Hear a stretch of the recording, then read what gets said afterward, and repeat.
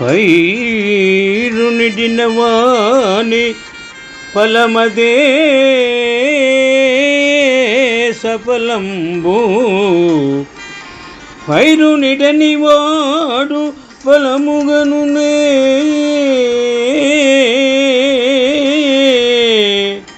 పైరునిడినవాడు బహు సౌఖ్యవంతుడవు.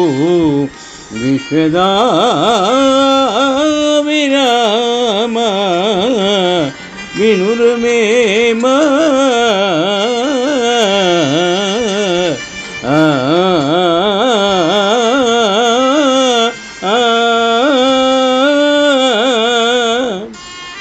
వేమనయోగి విశ్వదాభిరామలకు ఈ విధముగా నీతిబోధ చేసినారు.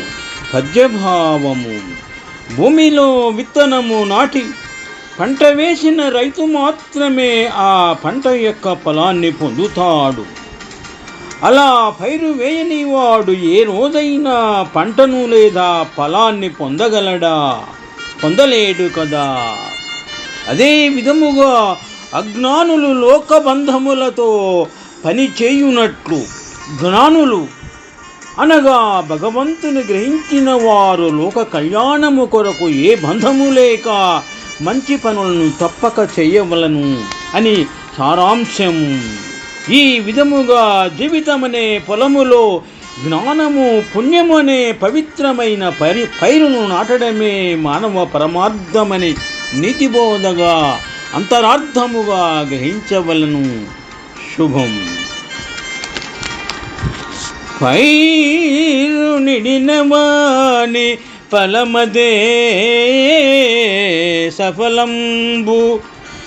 పైరునిడనివాడు ఫలముగల్గునే